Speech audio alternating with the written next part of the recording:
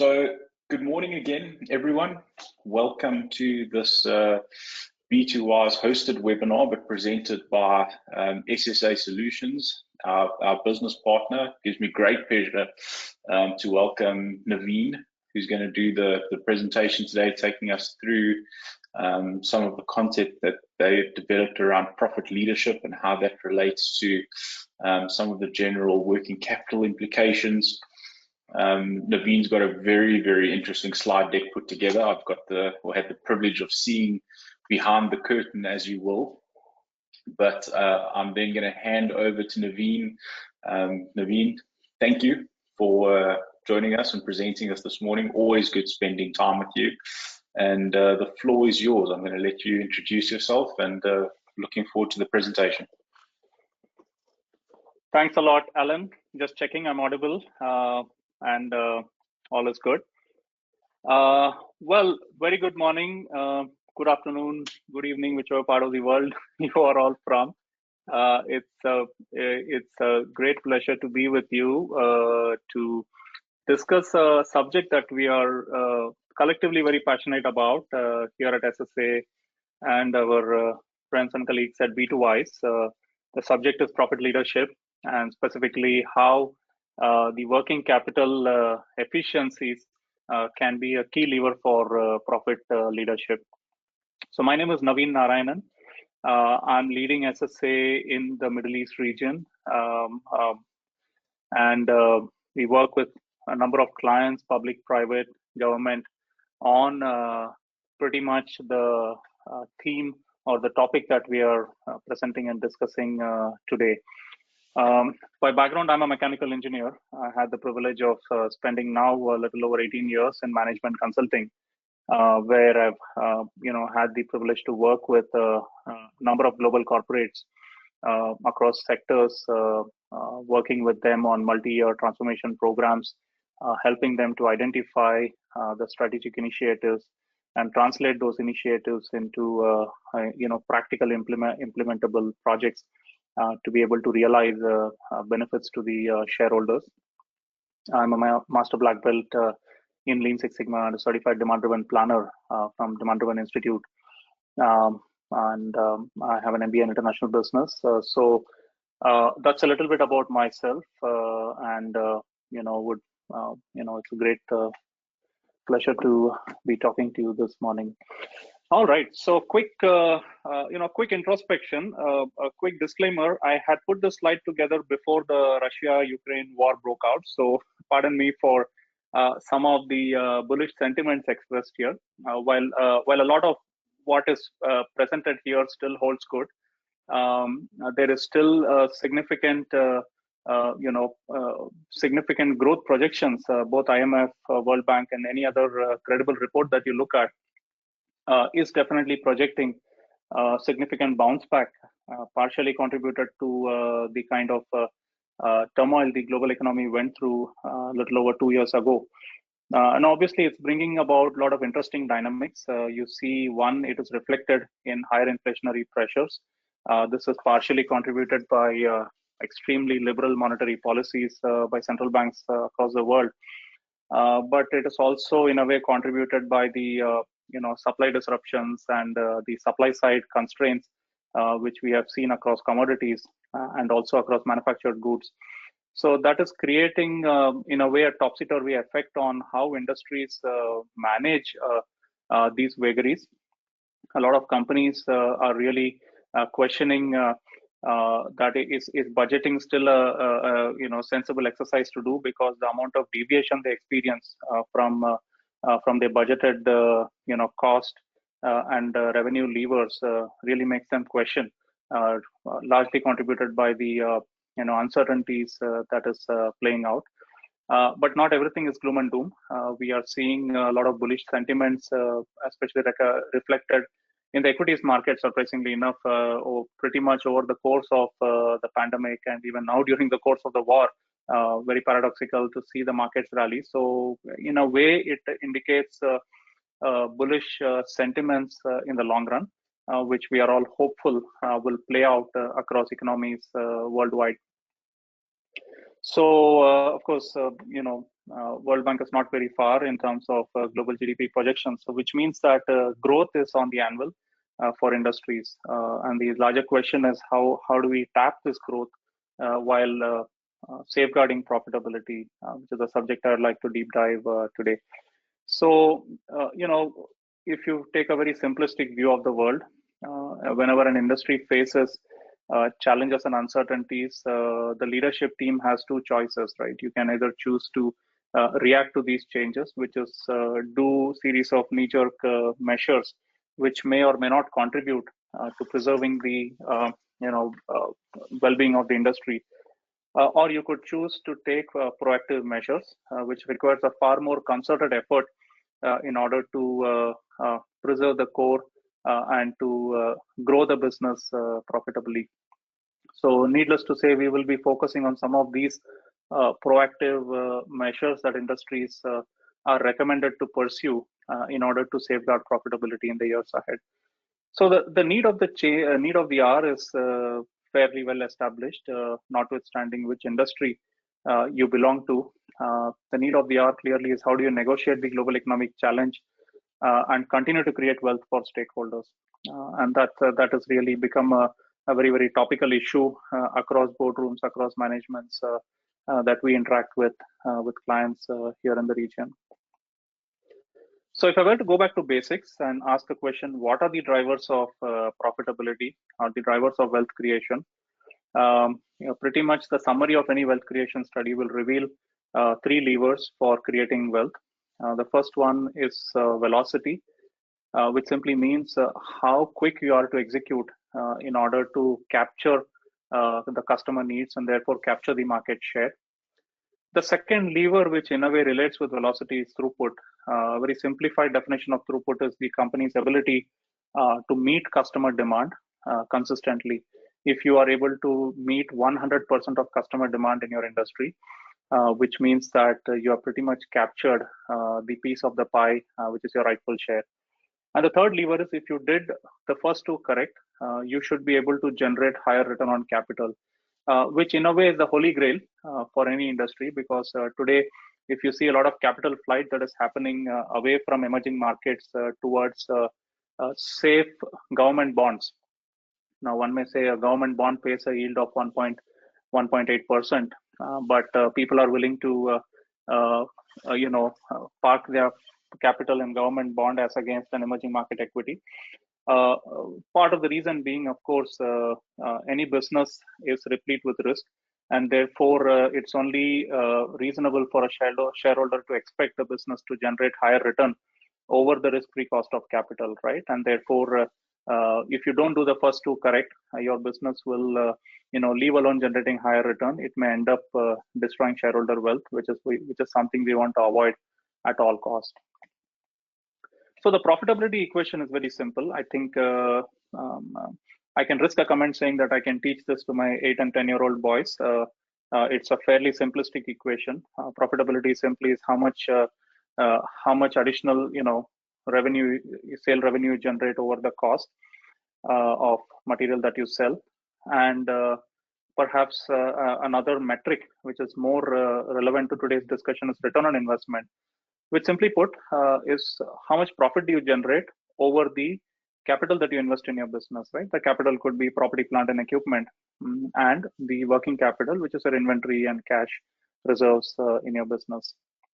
So now one would be tempted to think that ROI should grow over the years for an industry because world GDP is growing, industries are growing, and so on. But quite an irony, or quite a dichotomy that was witnessed in a number of studies.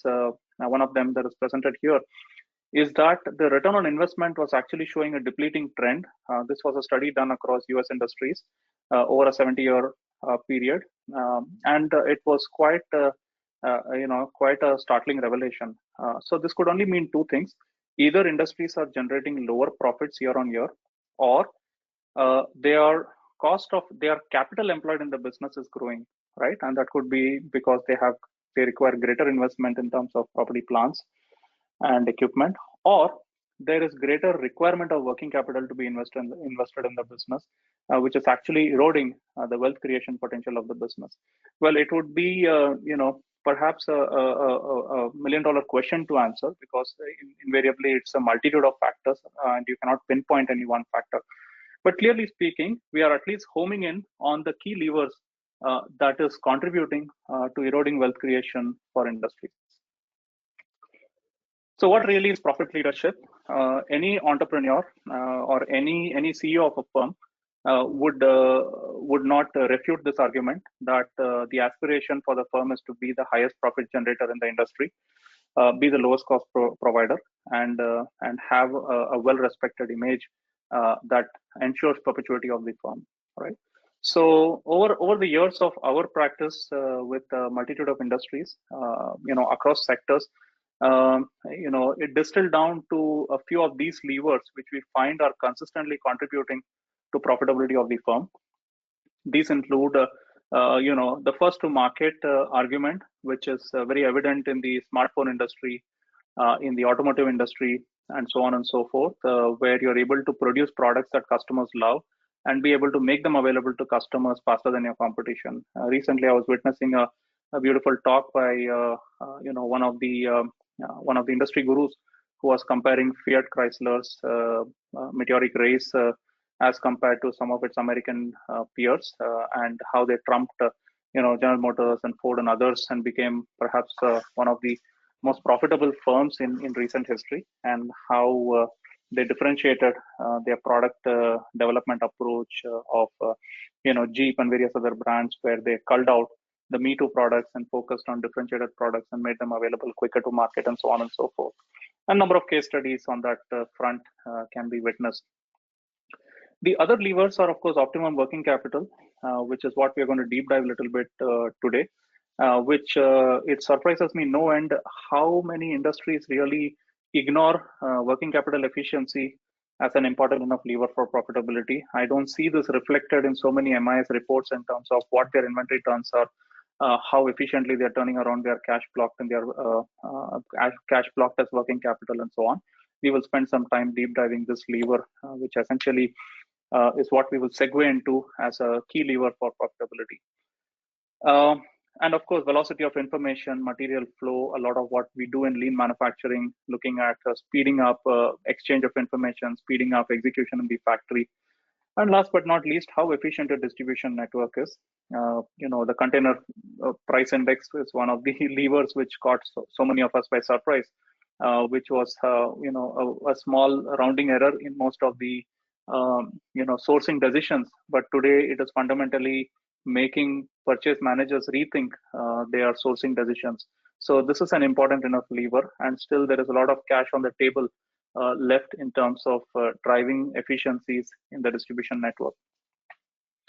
So the profit leadership approach is a fairly intuitive approach. It's a concerted and systematic effort to identify profit leaks in the business and the root causes for those profit leaks, and identify the right countermeasures with the right quantification of financial losses from those profit leaks, and putting in place the execution framework and the governance in place in order to fix those profit leaks. So we would like to approach it in a three-stage approach, what we call as year of recovery, a year of consolidation, and year of excellence. Now, why year of recovery? The COVID pandemic taught a very valuable lesson. So many industries that were so bullish in their outlook went bankrupt, not because of any fault of their own, but because of the fundamental topsy-turvy effect that the pandemic and the ensuing disruptions caused. So one should not ignore the obvious measures the companies need to take in order to preserve their well-being. Right? These we have seen a number of companies take efforts in terms of course, the government stepped in a number of cases to subsidize industries until they stabilized. Maybe taking cuts in terms of expenses that could be employee-related expenses, or overhead expenses, travel, and all of those non-essential spend in the industry that would have been sustainable in good times, but absolutely unsustainable in the current times. renegotiating better terms with suppliers, and basically eliminating all those expense items in your income statement that are deemed non-essential. Now, is that good enough? I think many CEOs did admirably well in this step, and therefore number of industries avoided going bankrupt. But the obvious measures will only give obvious results, because one of my mentors used to famously say the fastest way to lose weight is to chop off one limb. Right? You can lose 15-20 kilos of body weight by chopping off a limb, but the rest of the argument I think is self-explained. So the year of recovery is essential, but the year of consolidation is what is in order. It's what we would like to recommend. Perhaps in the year two, once your business is back on its feet and ready to fight. Now here, it's not good enough to do obvious measures, because you have already, scraping the barrel in terms of cost efficiencies. This is where one needs to start thinking about how to fundamentally rewire the firm. Now, when I say rewire, obviously you need to have a systems thinking approach, be it how do we develop products, how are we managing our inventories, what are the scientific methods for planning and executing our order fulfillment systems, how scientific our manufacturing, scheduling, and execution methods are, how are we controlling quality, building capability among people, and so on and so forth, right? So this requires a little bit of a concerted effort involving learning at all levels, changing the way we think and act, and implementing very specific scientific methods in our business systems, right? So a lot of emphasis here is on methodology. Deming famously said, and many others followed, that oftentimes we lose the forest for the trees when we try to implement pockets of technology and automation without fundamentally rethinking the way we do things, right? So today's talk is more on the methodology side of things, less on technology. Technologies are great enablers, and today you have softwares, you have apps, and you have the world of options. But if you don't change the way you think and act, the technology is going to only come and exacerbate the problem further. So the profit drivers are many. Anyone with a degree in accounting will understand what the profit drivers are. So I'm not going to state the obvious. You have a number of financial levers that you can count in money terms, like the cost, which could be fixed or variable, the inventory value, the cost of borrowing, and so on. And you also have a number of non-financial levers, which could be, how satisfied your customers are, how are you doing in terms of your market share growth, how innovative are you in bringing new products to the market, and so on and so forth. But the question I would like to ask, that demands a little bit of soul searching, is that when you open up any typical firm's profit and loss statement, right, when they put out their annual reports, and when you carefully glance through their revenue and expenses and the net profit, where do you see the profit leaks in this equation, right? I, for one, haven't been able to put my finger on the specific areas of profit leakage, because they are largely unaccounted or unaccountable when seen with the naked eye. It requires a little bit of a systems thinking effort to go back and open up the hood and challenge each and every one of these expense items to ask the question, is the realized expense what we should have realized, or did we leave cash on the table because of the inefficiencies in the system, right? This is what the profit leadership approach demands. So it's all in the system. Again, quoting Deming, who famously said that blaming the operator for failure is like blaming the weatherman for a bad day's weather, right? So which means that if you don't fundamentally rewire the organization, change beliefs, change the way we do things, you will end up realizing the same outcome over and over again, right? And this is what we are trying to pursue as the paradigm shift in the way we run things, right? So today's organizations have become very complex. So the customers need variety. Planning has become so much more complex because of the number of FGSKUs that you need to cater to, and therefore the complexities in the choices of what to buy, when to buy, how much to buy, how to allocate capacity, how to match capacity to demand, how do you keep the system running without losses? So life has become so much more complex today at every end of the supply chain, be it the buyers, be it the planners, be it the manufacturing folks, or be it the distribution folks. How do you balance the complexity while maintaining consistent performance is the question we would like to answer, right? Now, some of these studies, which is often less spoken about, this was a remarkable study done by Richard Schomburger not too long ago. But this study actually, he looked at this was purely a data-driven exercise, no opinion here. So he diligently studied the balance sheets of several industries over several years, right? As an example, you see here, this is the big automotive manufacturers and their inventory turnover performance. What was startling to note is even the likes of Toyota, which were iconic for their inventory turnover. Needless to say, they've touched close to 24 inventory turns, which is less than half a month of inventory position. Even these companies have eroded in their inventory performance over the recent years. Now, this is quite startling to note, which means that pretty much Toyota gave away its competitive moat in terms that it created with its just-in-time systems. Today, its automotive peers have comparable inventory turnover performance.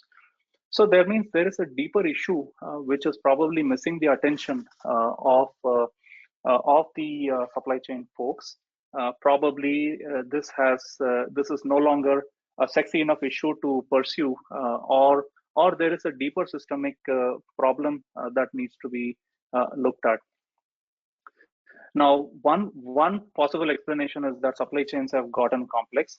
If you look at a typical Samsung as an example, a typical mobile phone has components that comes from about 2,500 suppliers across the globe, and the level of complexity in raw material sourcing, in the semi-finished component sourcing and manufacturing, and the final assembly and distribution across the world, it's fairly mind-numbing, right? And the speed with which they have been able to do it, bring out new variants every year with clock, with the cadence and the kind of like clockwork is phenomenal.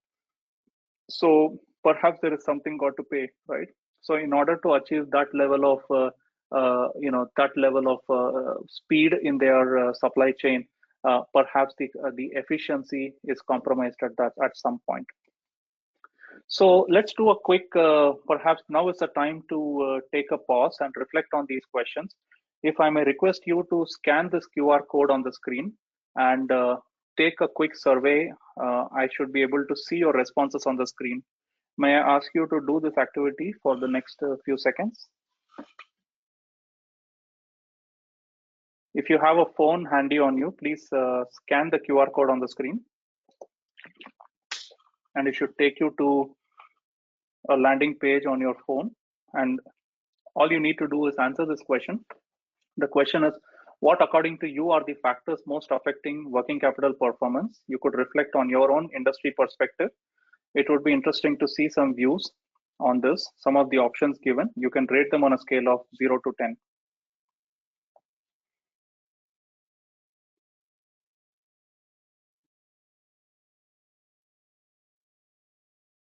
Just checking if this link is working fine. If no, we will skip it and come back. I think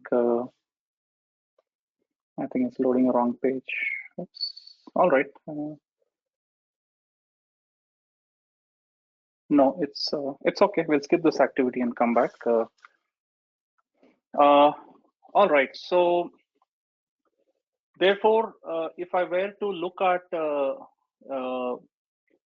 what kind of a methodical approach is warranted in order to deal with this challenge, on one hand, we have looked at the growing complexity and therefore depleting performance of industries in terms of their inventory performance, which is reflected as their inventory turnover, and resultant risk of either driving down return on investment or also risking not meeting customer demand because of the poor way in which the inventory is managed, right?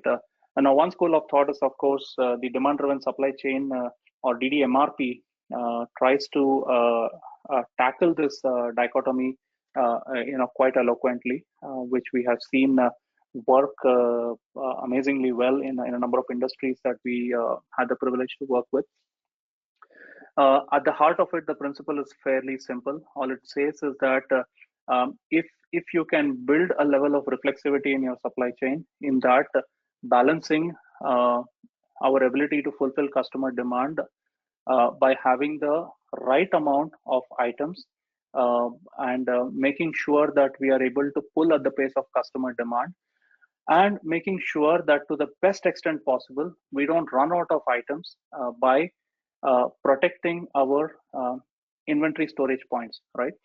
Now we'll try to deep dive this with a case example and see how demand-driven thinking can help us to dramatically improve our inventory turnover performance. Now this was a case example with in a retail supply chain where the classic challenge in retail is you're always fighting it out to max out your shelf space, right? No purchase manager from the retail world will take it lightly if any of his shelves are empty, right? It's a matter of pride for them to make sure that their shelves are always stocked, so that when a customer walks into the outlet, he or she always finds the store is stocked up to the gills with all the items that they sell, right? So, but at what cost do you pursue such an objective is a question to answer, right? Now, an often ignored metric in the retail world, of course, perhaps it may be a bit preposterous to generalize, but specific to this industry where this case study is represented, the working capital position of the firm was hardly a concern for the guy who's making the purchasing decisions. Now, this is a fairly interesting conflict, right? In a recent conversation with the CEO, he lamented that it looks like there are two people running this firm, because I, as the CEO of the firm, is responsible to preserve, to profitably grow the firm. Therefore, I'm responsible for growth. I'm responsible for profits. And I'm also responsible to make sure that we have a healthy cash position, because that will make sure we are making wiser capital allocation for further growth.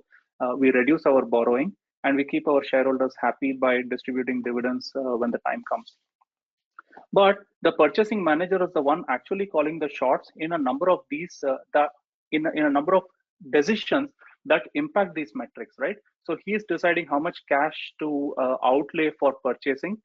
He is deciding how much inventory to be, how much capital to be blocked as inventory, and so on, right? But the purchase manager is held to account for only one metric, which is the availability, of course, and more importantly, the gross profit that the business makes, right? So gross profit, simply put, is the selling price minus the cost of the material that is being sold. Now, this is a strange conflict, because if you really look at in the retail world, the purchasers are always lured with volume discount. So oftentimes the supplier will come to them and say that, if you're ordering 100 items every week, the supplier will come and say, hey, why don't you order, 5 times of your weekly order quantity? Why don't you order 500 or 1000 units, and I will reduce the price. I'll give you such and such volume discount. And more often than not, the purchasing manager is lured by this volume discount, because he will think at any point anyway this is going to sell, and therefore it's just a matter of securing future profits. But while doing so, he is signing up for a massive risk, because on one hand, the capital is being blocked, and therefore you are caught up not having cash to run your operations, and also the risk of obsolescence and the risk of storage and so many other problems which he is not directly accountable to solve, right? So this becomes a big problem. Therefore, the working capital actually starts to bulge. Working capital is a very simple metric that says what is your net assets, current assets minus your current liability. And to further dumb it down, it simply means how much cash and inventories you have minus how much you have to pay to your creditors, right? So more inventory you have, you end up committing more and more working capital in your business that starts draining your resources. So this was a challenge here, and we found that how do we look at of course, how do we look at bringing in a significant reduction in the inventory position, and therefore how do we bring in a significant reduction in the working capital that is invested in the business, right? So the demand-driven MRP methodology gives a very simplified approach to this dealing with this challenge. Oftentimes, you will find that the ordering decisions are based on rough cut forecast or rough cut guesstimates in terms of what the future demand is likely to be, right? There isn't traditionally a backstop that says that if your inventory position exceeds a certain level, you need to stop ordering the item and so on and so forth, right? So a lot of these decisions are left to the discretion of the purchasing manager, who at will may say, okay, or he may choose to have 5 months worth of inventory or half a month worth of inventory, depending on his or her perception of which way the demand is going, right? So DDMRP gives a fairly simplified view of establishing buffers for inventory, so that you can tell how safe you are in your inventory position, whether you have too much or too little of the item. And you may still choose to override the recommendations. You may say, hey, the season is coming up and therefore I need to have twice of my recommended levels of my buffer.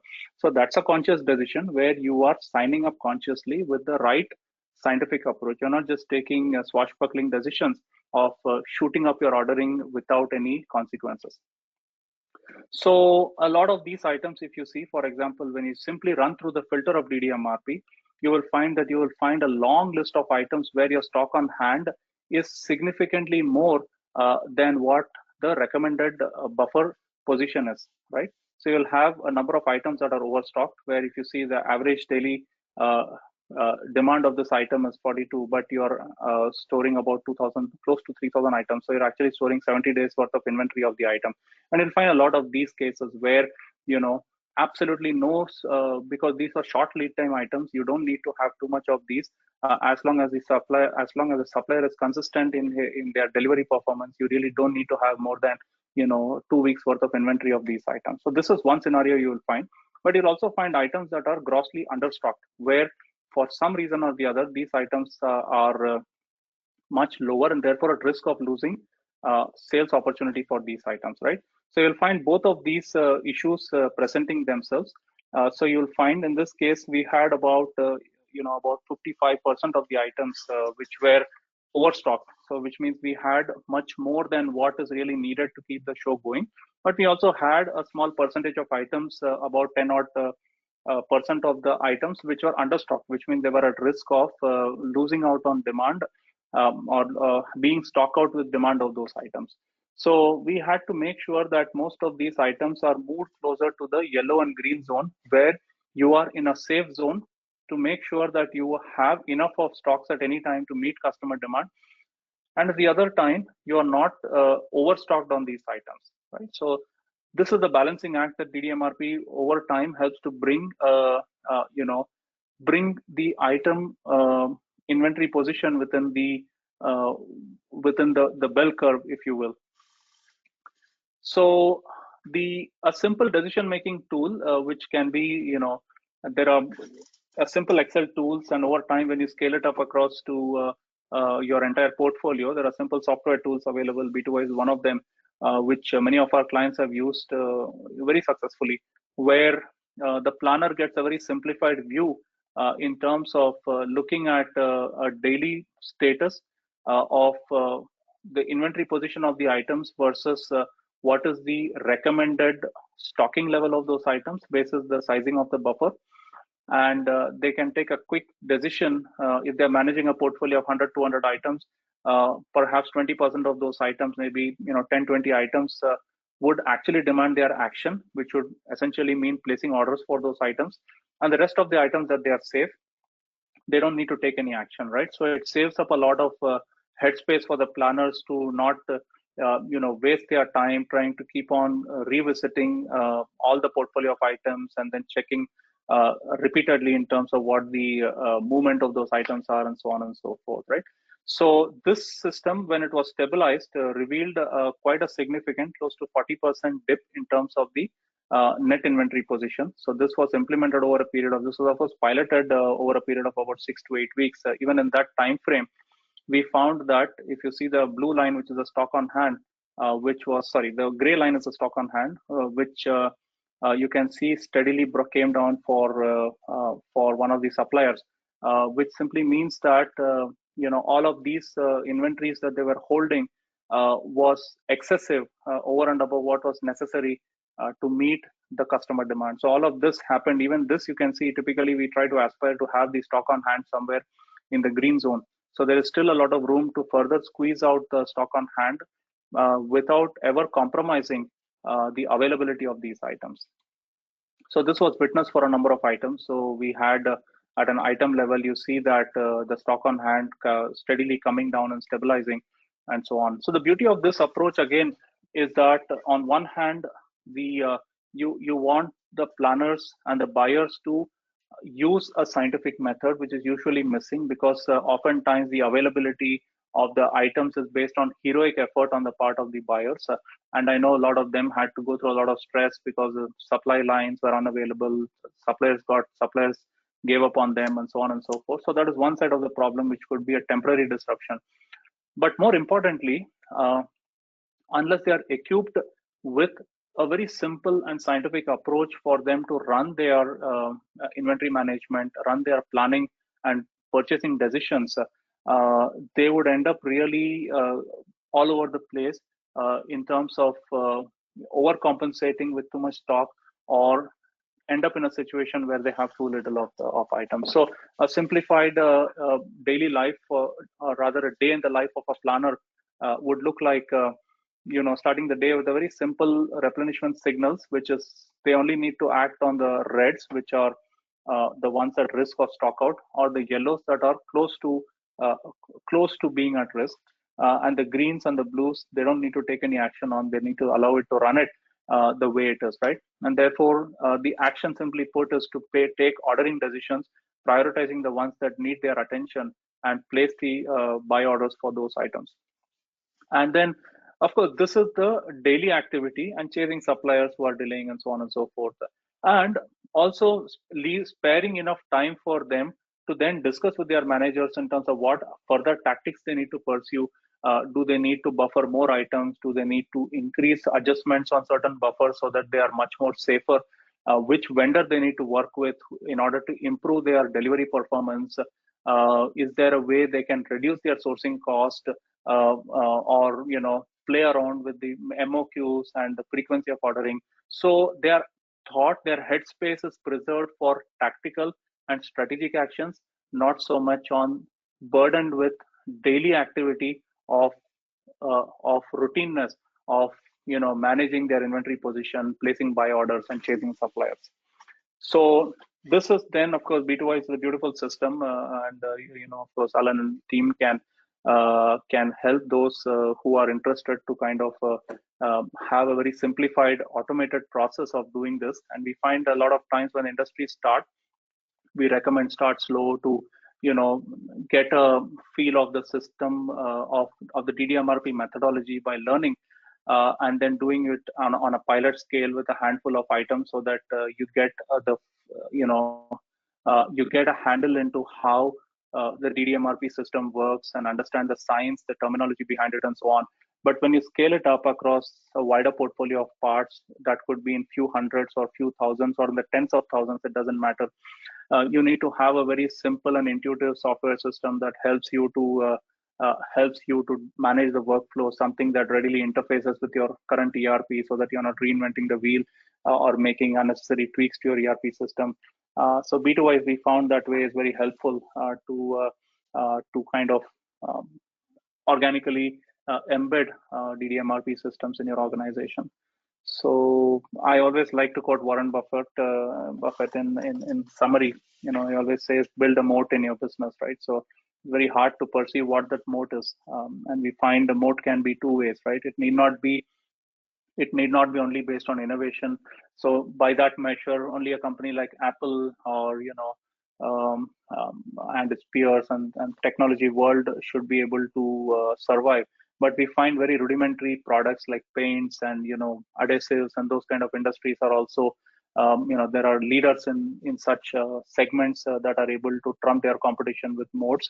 These moats are nothing to do with product differentiation. They are to do with supply chain differentiation, operational efficiency, how they are able to execute better than their competition, and so on. So that's my set of slides. I will take a pause here. I think we are slightly ahead of time, so perhaps that would leave us some window of time to have some questions. I was about to ask, thank you, Naveen. Thanks for running through that. Does anyone have any questions? And I definitely think it'd be great to do another one of those surveys, Naveen. But feel free if anyone's got any questions. So I'm gonna, while we wait for questions, I'm gonna share my screen. This is an activity. If I could ask you to go to the link menti.com. You could do it on your phone or tablet and enter the code that you see on the screen at the top of the screen. The code is 20334514.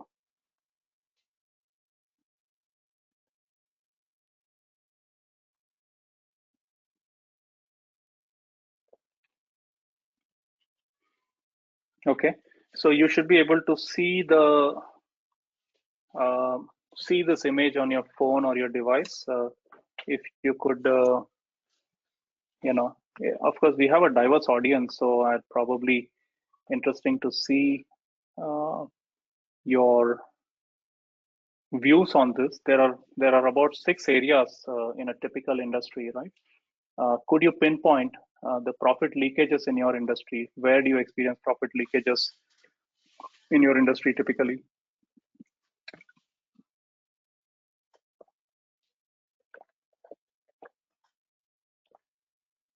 You can tap against the area. It should be visible on the screen.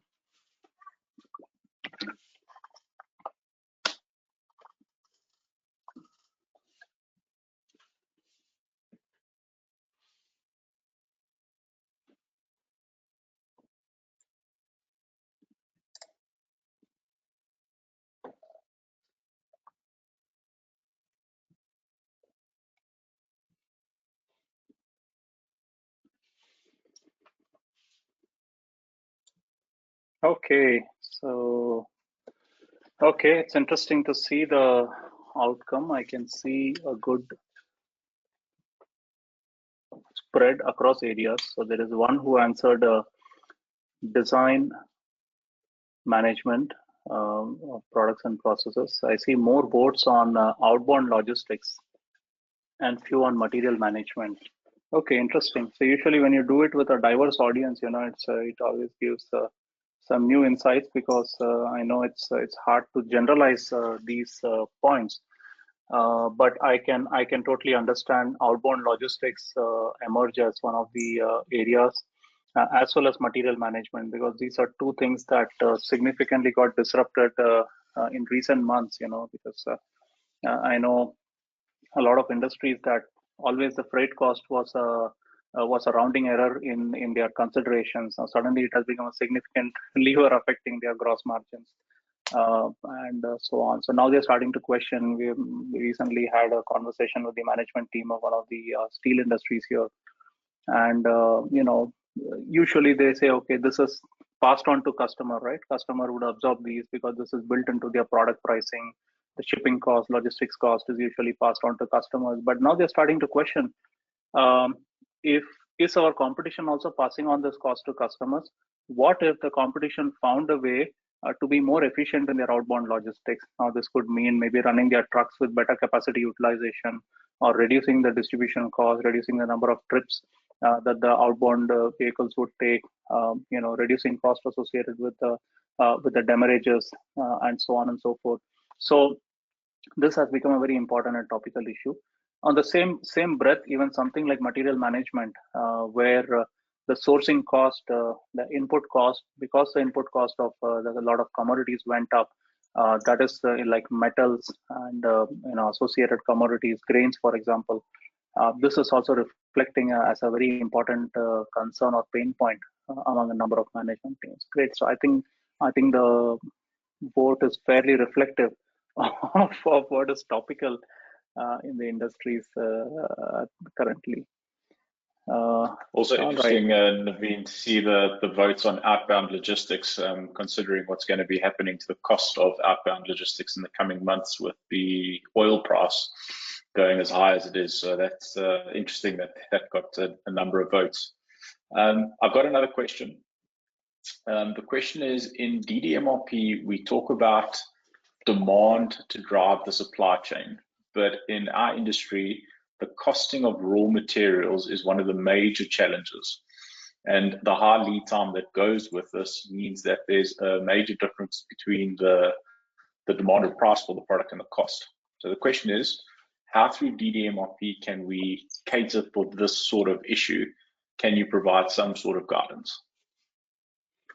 Well, I think this is a very, it's a very relevant question. We were having the same debate with a client with the very same industry. Like steel industry is a classic case where you don't really control the price of the commodity. So if you got lucky, if you secured your raw material when the commodity price was low, and you're able to secure sale when the commodity price is at its peak, then you get the spread. And if the flip side of the argument also holds good.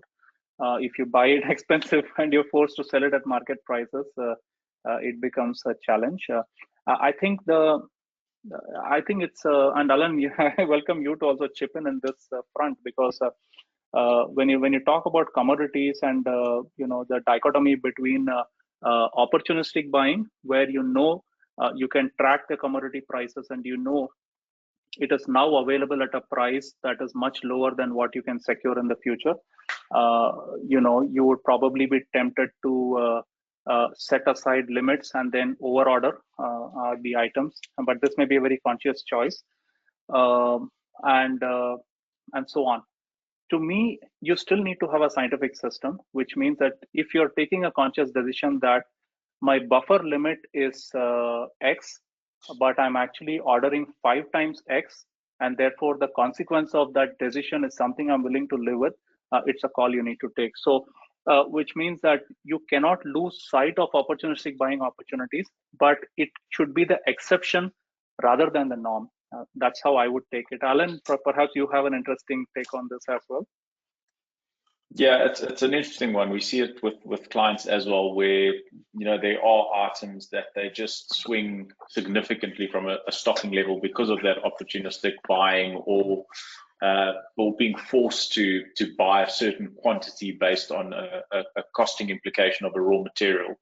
My recommendation is always don't, even though, and you're 100% correct, what DDMRP is going to give you is the recommendation. It's a recommended order, but the buyer can absolutely order, double that or 3 times that for whatever reason. What I would always suggest in any environment is, rather than just placing the order, change the input into your model so that your model recognizes that, and then keep a record of why did you make that decision. So if you're ordering 3 times more, say we did it because it was a X% discount on the product, we ramped our buffer up aggressively so that we've got that history. Because where that becomes valuable is when you start looking backwards at how have you performed in your S&OP process. You can then sit down and say, well, a month ago or 2 months ago or 3 months ago, we made this decision to buy double the amount of stock, because at the time our assumption was we were getting a 20% discount and it would sell out in the next 2-3 months and it was financially viable, but maybe we got that wrong. So it just then informs the next time you need to make that decision. So all that you're doing by having that history is building up that deeper level of market intelligence. Yeah, my opinion. Another question, Naveen, I'm curious to see your feedback on this one. In your opinion, which ALU calculation works the best? Backwards, forwards, or blended? And which horizons would you recommend? That's more your area, Alan. But from a tactical perspective, I can probably take a stab at this. I think going too much forward, you saw. I'm just very curious to know if anyone knows about the mask industry and what sort of ADUs they had before March of 2020. So hopefully it was forward and not backward. So that would, yeah. So I don't think any of those would have fully resolved this. We are living in very uncertain times, and therefore you cannot be too forward looking, but obviously you need to have a forward vision of the ADU. Here in the Middle East region, for example, you have very predictable demand patterns in retail, right? So you have the Ramadan and Eid, which is due, later this month, and then the month of fasting and so on. So the demand will always spike before Ramadan, and then it stays elevated till Eid, which is about a month and a half from start of Ramadan, and then it kind of drops. So you obviously need a forward ADU in that sense, where at the start of the year you start building up your buffers, and you would give more weightage to the forecast rather than the trailing demand. But in a steady state, you can probably have less weightage on the future, or you have a balanced weightage between the future and past demand. Maybe Alan, you can give a more technical answer to that question. I would love to give an absolute answer, but the sad truth is there is no absolute answer, because it really does depends on your environment, your industry. But what I would always say to companies implementing is you need a combination of all of the above. You can't, and it's great to get started and say, well, let's model our environment with this global setting. But the truth is that there's going to be baskets of products that lend themselves more to, let's say, a backwards ADU calculation or a forwards ADU calculation, and others that, a blended calculation works better. So there are guiding principles around, when should you use the one or the other. But I would say you always need to look at a lower level in the organization. And companies make the mistake of saying, well, let's look at this product family. And product families are typically arranged based on the characteristics of the item. So liquids or panel boards or this type of chemical or solvents, whatever it may be. And doing your settings at a product family level doesn't mean that the item's going to behave the same because it has the same, physical characteristic. So what you really want to do is sit down and say, how do we break our overall product basket up into pockets, or let's call it planning families, where the items behave similarly, and all of those items will lend themselves to a backwards ADU horizon or a forwards ADU horizon. And then to maybe answer the second part of that question is, what horizon would you recommend? I always recommend, or I always say, use the decoupled lead time of that item as a bit of a guiding principle. I'd always say, look at what the decoupled lead time is and consider at least that as your horizon, either backwards or forwards, that or longer. But obviously, the further back you go, the less reactive your buffer is going to become. But it really is a case of finding that balance.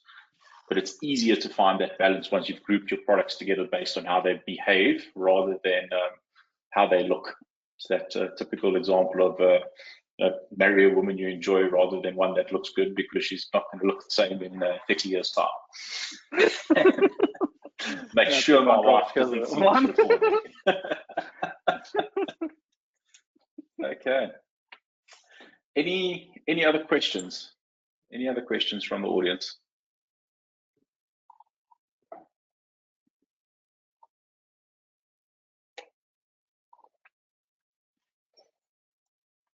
Okay, excellent. Then I think a perfect time to wrap up. Thank you everyone for joining us. I hope you found it informative. Feel free, you have either myself, Naveen, or Laurent, or anyone at B2Wise or SSA's contact details. If you have any questions or you want to have a more detailed conversation, I always say to people, I'm sure it comes across, but we love debating these things. So more than happy to extend the conversation later. But thank you for joining us. Hope you have a great day.